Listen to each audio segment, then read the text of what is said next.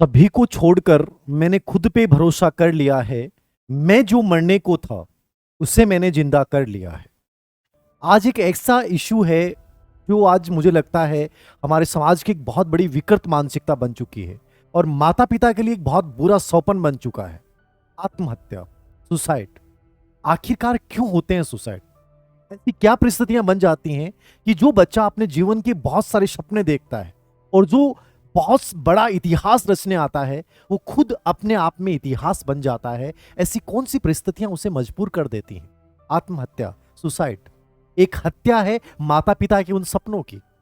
ये हत्या है गर्भावस्था की मां के 9 महीने के उस संघर्ष की। ये हत्या है भगवान ने जिस जीवन को हमें दिया है उस जीवन को खत्म करके और अपने पूरे वजूद को खत्म कर देने की। बहुत सारे सवाल हैं कि भारत में आने वाली इस किशोर अवस्था की इस पीढ़ी को क्या हो गया है कि इतने सारे सुसाइड थॉट क्यों आते हैं।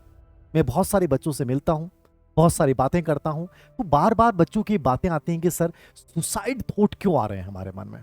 ऐसा क्यों मन करता है कि खत्म कर लें अपने जीवन को। जो जीवन बड़ी खूबसूरती वाला जीवन है उस जीवन को हम खत्म करने को तैयार कैसे हो जाते हैं। एक छोटी सी पिन होती है, उसका दर्द जब होता है तो हम बड़े कराह उठते हैं और एक ऐसा पल आ जाता है कि हम हमारे जीवन को समाप्त कर लेते हैं। आखिरकार सुसाइड क्यों होता है? मैंने बहुत सारी इसकी केस स्टडियां की, बहुत सारी कोचिंग जो आईआईटी है, नीट है या अलग अलग भर्तियों के बच्चे हैं उनसे मैंने एक सर्वे किया, उनका इंटरव्यू लिया, उनके जीवन से जुड़ी हुई बहुत सारी चीजें मैंने एकत्रित की और मुझे लगा कि ये बहुत सारे ऐसे कारण हैं जिनसे बच्चा सुसाइड करता है। यदि हमें इस बीमारी को हराना है तो कहीं ना कहीं हमारी दिनचर्या में, हमारे व्यवहार में, हमारी उस कल्चर में हमें बहुत सारे वो परिवर्तन लाने पड़ेंगे जो रियल में हमारी पुरानी कल्चर ने हमें दिए है। पहला बड़ा कारण जो मैं सुसाइड का मानता हूं वो बच्चों में सबसे बड़ा रीजन ये है कि बच्चा अतीत यानी भूत और भविष्य के बारे में सोच रहा है।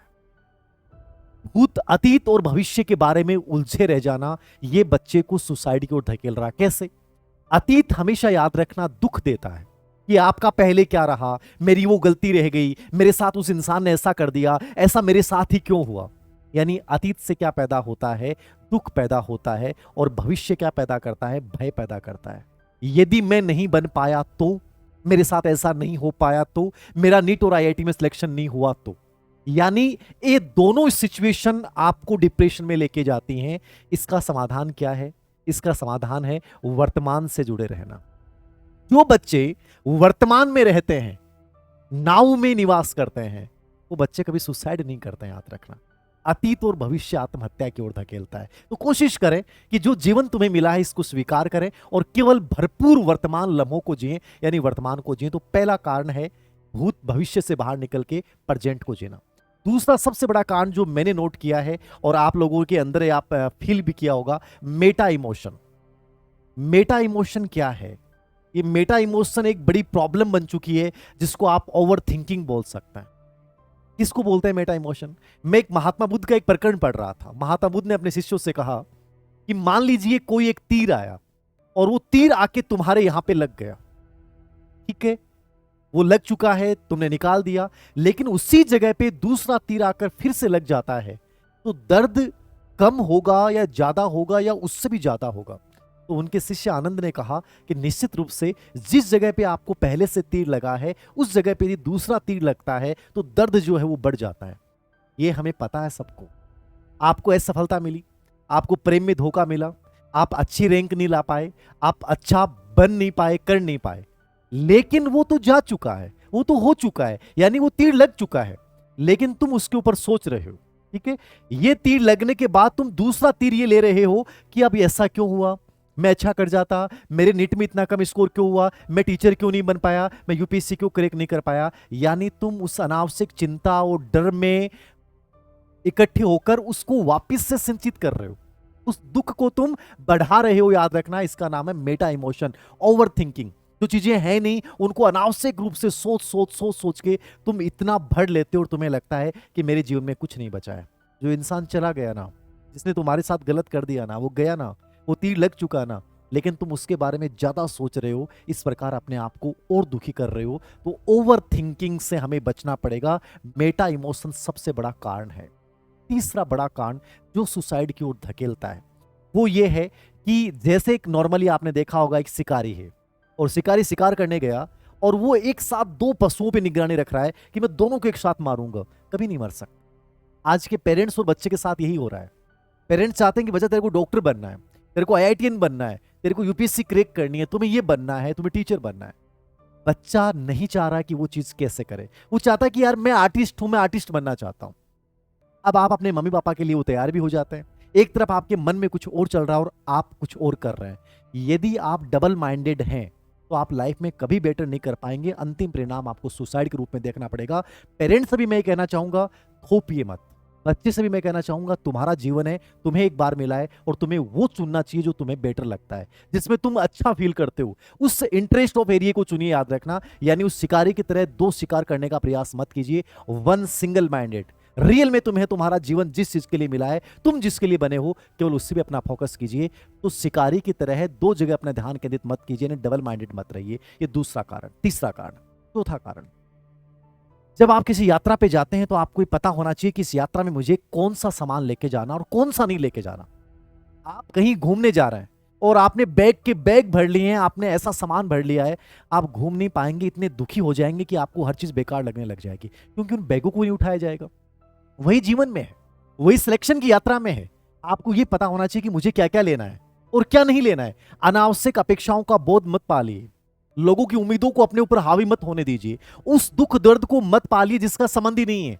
उन अनावश्यक विचारों के बारे में मत सोचिए जिनसे आपके जीवन में कोई बड़ा परिवर्तन नहीं आ रहा है। उन अनावश्यक रिश्तों का बोझ मत ढोइए जो तुम्हारे जीवन में परिवर्तन नहीं ला सकते। यानी हर उस अनावश्यक चीज से अपने आप को दूर कीजिए।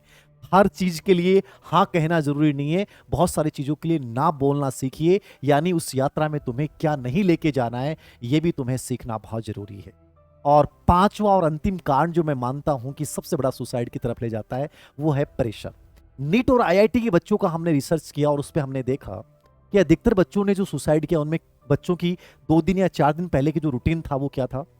बच्चे ने बोलना बंद कर दिया, बच्चे की तबीयत खराब होने लग जाती है, बच्चा क्लास को मिस करने लग जाता है, 2 या 4 दिन वो क्लास में नहीं जा रहा है, क्लास में नहीं जाने से उस ऊपर प्रेशर आता है कि मैं पिछड़ जाऊंगा, मेरे टेस्ट में रैंक अच्छी नहीं आएगी, मैं तो बीमार हो चुका हूं। यानी कि हमेशा याद रखना, वहां बच्चा किशोर अवस्था का होता है।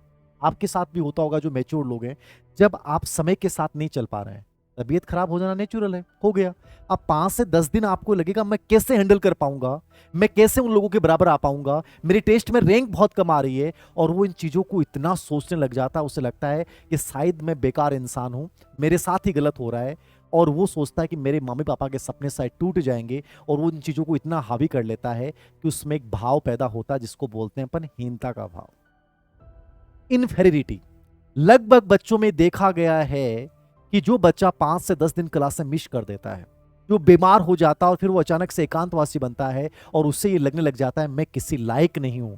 याद रखना, हर बच्चा लायक होता है, कोई बीमारी आपको तोड़ नहीं सकती। अरुणिमा सिन्हा की रीढ़ की हड्डी टूट गई लेकिन वो दुनिया की सबसे बड़ी माउंट एवरेस्ट पर्वतारोही बनी। मीना कुमारी 12 से 24 साल तक बेड पे पड़ी रही लेकिन यूपीएससी से एग्जाम को क्रैक किया। हजारों उदाहरण ऐसे भरे पड़े हैं, हजारों उदाहरण। कुणाल शर्मा जिसकी आंखें नहीं थी, उसने उस दुनिया को अखबार बेचकर दिखा दिया कि मैं यूपीएससी को क्रैक कर सकता हूं। ज्योतिरंजन बागवती उड़ीसा का चौकीदारी करके और यूपीएससी को क्रैक कर जाता है। ऐसे हजारों एग्जाम्पल्स हैं, याद रखना। कभी भी बीमारी और शारीरिक अभाव की वजह से अपने अंदर इनफेरिटी मत लेके आइए। ये जीवन तुम्हारा है, इसको स्वीकार कीजिए और आगे बढ़िए। याद रखना, कोई तनिक असफलता, तनिक विफलता तुम्हें रोंद नहीं सकती। ये प्रमुख कारण हैं जिनसे बच्चा सुसाइड की ओर धकेलता है। याद रखना, कभी भी लाइफ में अपने अंदर हीनता का भाव मत ले आना। नंबर 2, कभी भी मेटा इमोशन मत करना। जो हो गया उसके ऊपर इतनी बार मत सोचिए। आप कह दोगे सर इनका समाधान क्या है? समाधान क्या देखिएगा, इनका समाधान ये है, सबसे इंपॉर्टेंट चीज, यदि आप में ऐसे विचार आने शुरू हो जाते हैं कि सर मुझे लग रहा है कि मेरे जीवन में कुछ नहीं बचा है, सबसे बेस्ट तरीका है आप डिफेंस मैकेनिज्म, रक्षा तंत्र का प्रयोग कीजिए। आप डिफेंस मैकेनिज्म का प्रयोग करना सीखिए। डिफेंस मैकेनिज्म क्या कहता है कि जीवन में आपसे कुछ गलती हो जाती है, आपके साथ धोखा हो जाता है, आप अच्छा नहीं कर पाते हैं, जीवन बहुत बड़ा है, ये नहीं तो और कोई सही, ठीक है। डिफेंस मैकेनिज्म में आपको बहाने बनाने हैं।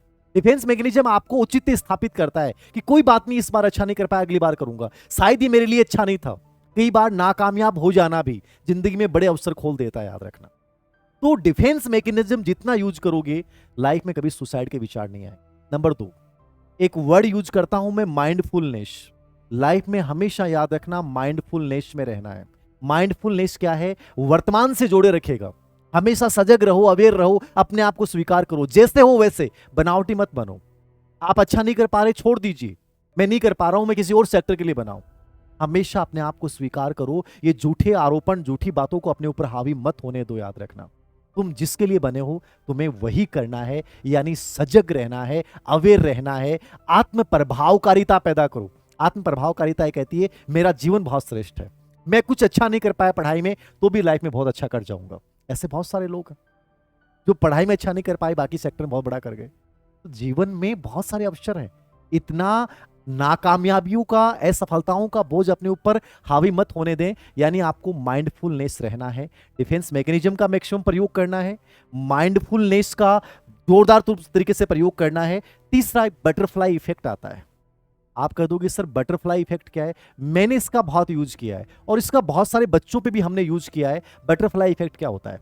अमूमन में कई बार होता था, खेत में जब जाता था तो इमेजिन करता था कि ऐसा मेरी लाइफ में होगा, ये चीजें मेरी लाइफ में आएंगी। यानी काल्पनिक रूप से आनंद लेना। आप बहुत पढ़ाई कर रहे हैं, थक रहे हैं, 5 मिनट आंखें बंद करके इमेजिन कीजिए कि मेरी लाइफ में बहुत कुछ हो रहा है, एक जादू जैसा हो रहा है, ये चीजें बन रही हैं, ये चीजें हो रही हैं। ये कल्पना करने से डिप्रेशन दूर होता है, तनाव दूर होता है। तो बटरफ्लाई इफेक्ट एक अच्छी तकनीक है, इसका प्रयोग लाइफ में दिन में 5 से 7 मिनट जरूर करना चाहिए। चौथी चीज जो मैं आपको बताने जा रहा हूं वो ये है, एक इंडियन कल्चर की बात मैं पढ़ रहा था, एक बहुत अच्छी बुक पढ़ रहा था कि आज के लोग समय में दुखी कैसे रहते हैं। तो मैं उसमें देख रहा था कि देखिए भारतीय लोगों ने कितने अच्छे से यूज किया है। हमारी एक परंपरा थी कि महिलाएं जब भी ससुराल से आती थी, जाती थी, वो हग करती थी।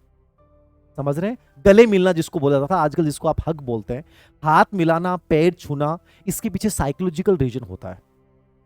जो बच्चा प्रतिदिन अपने दोस्त के साथ हग करता है, गले मिलता है, जो बहुत अच्छे से हैंडशेक करता है, जो बहुत अच्छे से इंटरेक्शन करता है, यानी उसकी बॉडी स्पर्श थेरेपी जिसको अपन बोलते हैं, जो नंगे पैर 5 मिनट चलता है, गले मिलना, ये तरीके यदि आप डेली प्रतिदिन करते हैं तो आपका जो भी बॉडी में तनाव होता है वो खत्म होना शुरू हो जाता है।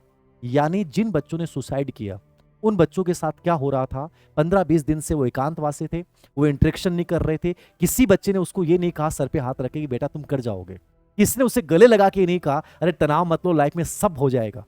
यदि उस दिन या उस दिन से 5 दिन पहले तक कोई इंसान उनको हग लगा के, गले लगा के कह देता कि सब अच्छा हो जाएगा, याद रखना वो बच्चा सुसाइड नहीं करता।